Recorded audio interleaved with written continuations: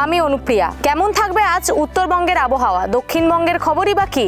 কোথায় বৃষ্টি, কোথায় রোদ ঝলমলে আকাশ, তাপমাত্রার ফের বদল কতটা, কেমন থাকবে তিলোত্তমা কলকাতার আকাশ, সব খবরের আপডেট দেখে নিন এক নজরে। আসছি আবহাওয়ার খবরে। আগামী 5 দিন শুষ্ক ও গরম আবহাওয়া দক্ষিণবঙ্গে। পশ্চিমের 5 জেলায় তাপপ্রবাহের সতর্কবার্তা। ঝাড়গ্রাম, পুরুলিয়া, বাঁকুড়া, পশ্চিম মেদিনীপুর, পশ্চিম বর্ধমানের তাপপ্রবাহের সতর্কবার্তা। বুধবার থেকে শুক্রবার এই তাপপ্রবাহ চলবে। উত্তরবঙ্গের উপর দিকের 5 জেলার বুধবার পর্যন্ত ঝড় বৃষ্টি চলবে। আগামী 24 ঘন্টায় ঝড় বৃষ্টির সতর্কতা থাকবে।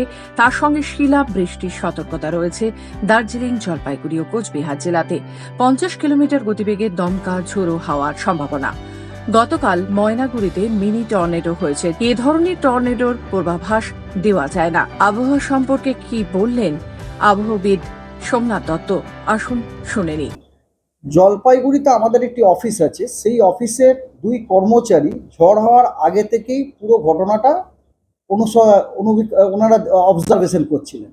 তাদের অবজারভেশন অনুযায়ী তারা 2:45 থেকেই গুড়গুড় আওয়াজ শোনা যাচ্ছিল এবং ওই গুড়গুড় আওয়াজটা ধীরে ধীরে বাড়তে শুরু করে, কিন্তু কোনো লাইটনিং কিন্তু অবজার্ভ হয়নি। হাওয়ার গতিও ধীরে ধীরে বাড়তে থাকে। মেঘ ধীরে প্রথমে থাকে গ্রে, তারপর ধীরে ধীরে ঘন কালো মেঘে পরিণত হয়। হাওয়ার গতি বাড়তে বাড়তে 3:15 থেকে 3:23-এ হাওয়ার গতিটা ম্যাক্সিমাম হয় এবং তাদের অবজারভেশন অনুযায়ী এটা হচ্ছে 7 to 8 বোফোর্ট স্কেল, যেটাকে যদি কনভার্ট করলে মোটামুটি 60 থেকে 75 কিলোমিটার পার আওয়ার গতিবেগে দেখা যায়। এবং ব্যাপারটা হচ্ছে যে যে জায়গাগুলো ক্ষতিগ্রস্ত সেগুলো হচ্ছে বার্নিশ এরিয়া নিয়ার ময়নাগুড়ি ডিস্ট্রিক্টে খুবই ক্ষতিগ্রস্ত হয়েছে। মোস্ট ডিভাস্টেটেড এরিয়া হচ্ছে বার্নিশ থেকে দেউরিয়া বাড়ি রাজারহাট বলে একটা জায়গা আছে, যেটা কিনা 8 কিলোমিটার ফ্রম বার্নিশ ওখানে। এবং এবং ওইখানে যে সমস্ত ক্ষয়ক্ষতির যে ছবি এবং সাধারণ গ্রামের লোকদের বক্তব্য বা গ্রামের লোকের কথা থেকে এটা মনে হয় যে এটা একটা ছোটোখাটো টর্নেডো ছিল। এবং টাইম যেটা বললাম সেটা তো ওইটাই বললাম, 3-3:30টার মধ্যে কিন্তু পুরো এপিসোডটা ফিনিশ হয়ে যায় আর কি। তো এইটুকুই। টর্নেডো আবার সম্ভাবনা আছে কিনা এটা এরকম করে বলা তো মুশকিল, কারণ টর্নেডোটা সাধারণত কীরকম হয়, যখন কোনো একটা ছোট আইসোলেটেড জায়গাতে প্রচণ্ড হিটেড হয়ে যায় তখন কী হয়, ওইখানকার হাওয়াটা সাট করে ওপরে উঠে যায়। এবারে যেই হাওয়াটা উঠে যায় ওই জায়গাটাকে পূরণ করার জন্য আশেপাশের জায়গা থেকে হাওয়া আসতে শুরু করে। এবং হাওয়া দেখুন কোনো ফোর্সে যখন আসে as per Newton law straight line আসে। এবারে আসার সময় it is not due to Earth's rotation. মনে করুন কোনো অবস্টাকেলে যদি ধাক্কা, মনে করুন আপনি এরকম করে আসে কোনো অবস্টাকেলে যখন ধাক্কা খেয়ে যাবে তখন ওই ধাক্কার জন্য গতিটা যেরকম হবে সেই গতিটা ঘুরতে দেবে। এই জন্য টর্নেডোতে নট নেসেসারিলি এয়ারকে সবসময় অ্যান্টি ক্লকওয়াইজেই রোটেট করতে হবে, কখনো ক্লকওয়াইজও কিন্তু রোটেট করে। It is true for the water spout also. আর একটা বিষয় যেটা স্থানীয়রা বলছেন যে উত্তরবঙ্গতে বেশ কয়েকটি জেলাতে বৃষ্টিপাত হবে। সেগুলো হচ্ছে দার্জিলিং, কালিম্পং, জলপাইগুড়ি, কোচবিহার। এবং বৃষ্টিপাতের যে স্পেশিয়াল ডিস্ট্রিবিউশনটা ওটা প্রতিদিন একরকম থাকবে না। কখনো এটা যেমন ধরুন আজকে দার্জিলিং এবং কালিম্পংয়ে স্ক্যাটার্ড রেনফল বলা হয়েছে এবং অন্য যে জেলাগুলো বললাম সেগুলোতে আইসোলেটেড রেনফল তো কিন্তু রেনফল আছে দক্ষিণবঙ্গের এই কয়েকটা জেলাতে, উত্তরবঙ্গের এই কটা জেলাতে। এবং উত্তরবঙ্গের এই কটি জেলাতে সতর্কবাণীও আছে থান্ডারস্টর্ম, রেন। আজকে তো হেলেরও থান্ডারস্টর্ম আছে, এই হেলেরও ওয়ার্নিং আছে। ঝোড়ো হাওয়া 30 থেকে 40 কিলোমিটার পার আওয়ার। আর দক্ষিণবঙ্গের প্রত্যেকটা জেলাতেই এই আগামী 5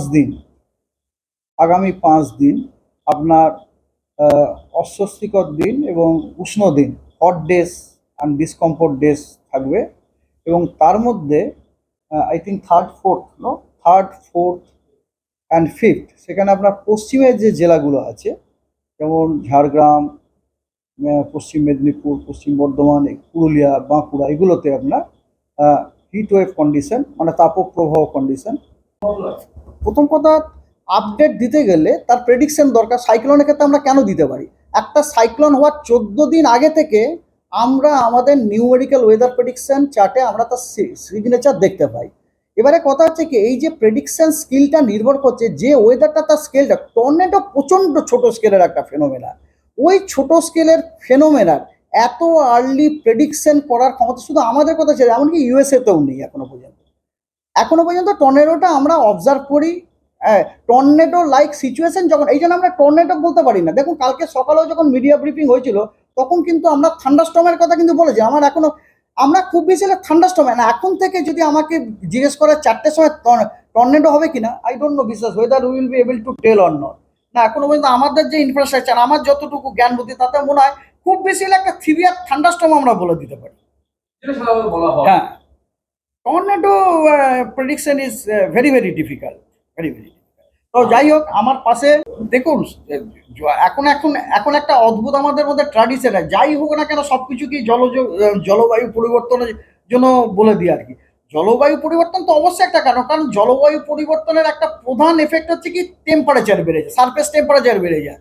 তো সারফেস টেম্পারেচার যদি বেড়ে যায় তাহলে ন্যাচারালি ফর এক্সাম্পল মনে করুন আমরা জানি যে টর্নেডো হওয়ার জন্য একটা ধরুন থ্রেশহোল্ড সারফেস টেম্পারেচারের দরকার 45 ডিগ্রি ফর এক্সাম্পল।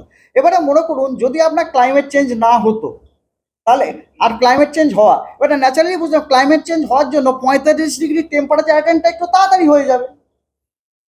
সুতরাং অবশ্যই climate change to some extent definitely it has some influence on the frequency of occurrence of the tornado. অবশ্যই আমি সেটা বলবো। প্রচুর গাছ দেখুন আমরাও মিডিয়ার থ্রু দিয়ে জানতে পেরেছি আর কি, মিডিয়ার থ্রু দিয়ে যেটুকু জানতে পেরেছি এইটুকুই আর কি, মানে জনাপাচেক লোক মারা গেছেন এইটুকু শুনেছি। আর তাও এগুলো খবরে আমি যেটুকু শুনেছি, এবং অনেক লোক আহত হয়েছে, তবে গাছ টাছ পড়ে গেছে অনেক। তারপরে আপনার ঘরের চাল, যেখানে টিনের চাল থেকে ওইগুলোই আমরা পেয়েছি। এখনো মধ্যে কমপ্লিট রিপোর্টটা আমরা পাইনি।